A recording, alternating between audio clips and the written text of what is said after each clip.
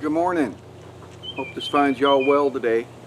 The story I'm going to share with you today is about a soldier. And this particular soldier didn't have any problem making rank, he just had a hard time keeping it. Well, his unit's been out in the woods for about 10 days, and First Sergeant screams across the way, "Hey, Kennedy." He said, "Yeah, First Sergeant." He said, "Can you drive that truck back into town and hook up that water trailer and get us some water?" I said, "No problem, Top." So I went and got the truck and I hooked the water trailer up to it, and the sun was just setting. And I got in my truck and I started driving on that tank trail.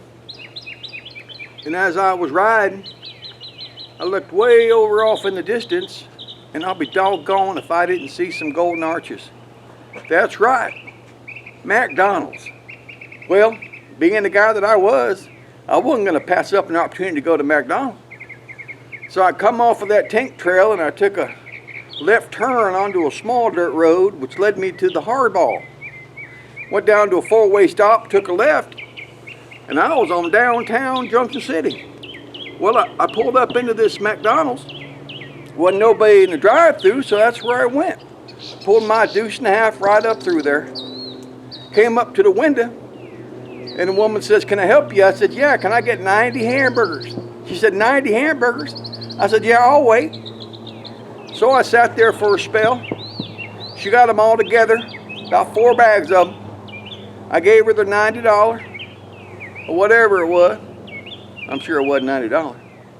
But anyway, I drove on through there. And, well, the back of my truck didn't fit.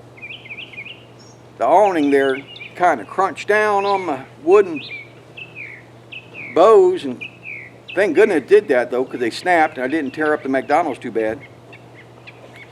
But the worst part of it was when I looked behind me, there was Junction City's finest. That's right, Sheriff's Department. So he came up to my truck, asked me to step out. I stepped out. He said, "What in the world are you doing?" I said, "Well, I was just getting some hamburger." He said, "You can't be driving this vehicle on these city roads." And I said, "Well, all right." And he said, "Well, you can't drive it home." He said, "You can't drive it to the base." He said, so he took me to jail. And when he got me to the jailhouse, there wasn't no place to put me, so he threw me in a cell.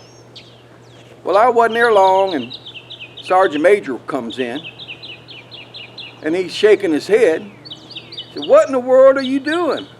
I said, "Well, Sergeant Major, I was getting some hamburgers for the troops." He said, "For the troops?" I said, "Yeah, Sergeant Major, I bought 90 of them, and there ain't quite 90 of them left now because I've been in here a while." Well, he said, "Come on." We walked out of there and went and got my truck. And I did a lot of crazy things in the service, and a lot of them I got in serious trouble for. But this circumstance, man, they didn't even do anything to me other than make me pay for that damage I did on that truck. Well, God is the same way, see. The reason why I didn't get in any trouble because my heart was in the right place. And it tells us here in the scriptures, "For the word of God is living and active and sharper than any two-edged sword, and it pierces as far as the division of soul and spirit, of both joints and marrow, able to judge the thoughts and intentions of your heart. And there is no creature hidden from his sight, but all things are open and laid bare to the eyes of him with whom we have to do." See, God knows, man. You can fool a lot of people, but you can't fool the Almighty. And I always like to tell myself, just do your best, Craig, and the Lord take care of the rest. It's Memorial Day weekend. And when you join the military, you basically sign a blank check. Do all you can do for your country and your fellow soldiers up to your life. Well, this weekend it's all about the ones that gave it all. Past and future, that are going to give it all. So while you're doing your outs abouts and your barbecues, and I know we're still in quarantine a bit, but just keep them in mind and throw up a prayer for all those families that have lost their loved ones in combat. Well, God bless you, and have a good day.